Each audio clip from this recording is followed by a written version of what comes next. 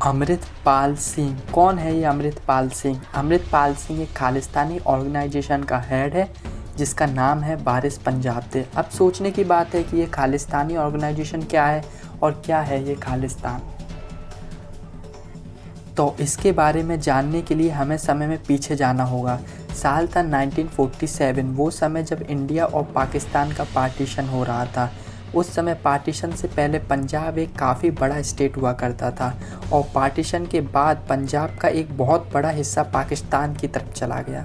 तो इसमें पंजाब के हिस्से के साथ साथ ही सिख कम्युनिटी के बहुत सारे धार्मिक स्थान भी पाकिस्तान में चले गए, जैसे ननकाना साहिब जहाँ पर गुरु नानक जी का जन्म हुआ, करतारपुर साहिब जहाँ पर गुरु नानक जी ने अपने आखिरी कुछ साल गुजारे, और इसके साथ कई सारी जगह भी पाकिस्तान में पहुँच गई।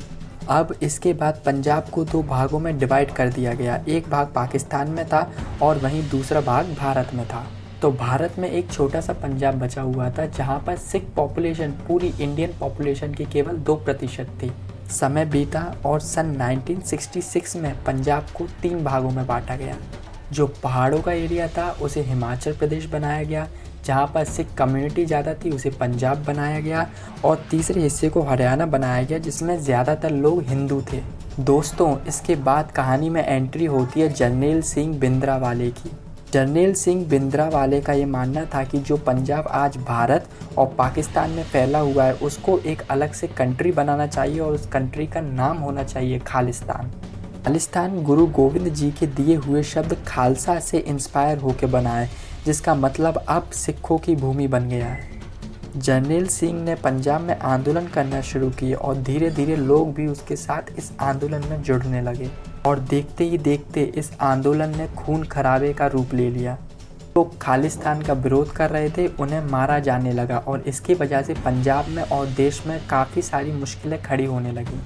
तो बात यहाँ तक बढ़ गई कि सन 1982 आते आते जरनैल सिंह ने गोल्डन टेम्पल पर अपने कुछ साथियों के साथ कब्जा कर लिया।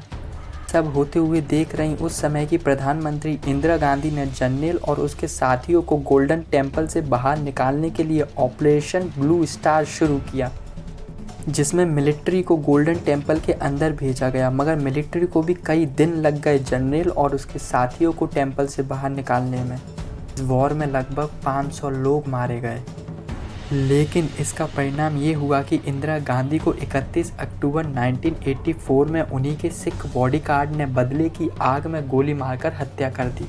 इंदिरा गांधी की हत्या के बाद पूरे देश में मानो जंग सी छिड़ गई हो। इंदिरा गांधी के समर्थकों ने दिल्ली और उसके आसपास के इलाकों में रहने वाले सिख लोगों को घरों से निकालकर मारा, जिस कारण देश में बहुत ज़्यादा विवाद देखा गया। इसी के साथ 1985 में 300 पैसेंजर से भरा हुआ एक एयर इंडिया का प्लेन जो कनाडा में था उसे प्रो खालिस्तानी एक्सट्रीमिस्ट ने बॉम्ब ब्लास्ट से उड़ा दिया। मगर धीरे धीरे इंडियन गवर्नमेंट ने इन लोगों के अगेंस्ट में एक स्ट्रिक्ट रास्ता अपनाया और खालिस्तानी एक्सट्रीमिस्ट के अगेंस्ट में कई सारे एक्शन लेना शुरू किए गए। इस कारण उस समय ये आंदोलन धीरे धीरे शांत हो गया। मगर कुछ समय पहले ही कनाडा में खालिस्तानी आंदोलन फिर से आग पकड़ने लगा है, और अब इसका सीधा असर भारत और कनाडा के रिश्तों पर पड़ रहा है। खालिस्तानी आंदोलन के कारण भारत और कनाडा के रिश्ते लगातार खराब होते जा रहे हैं।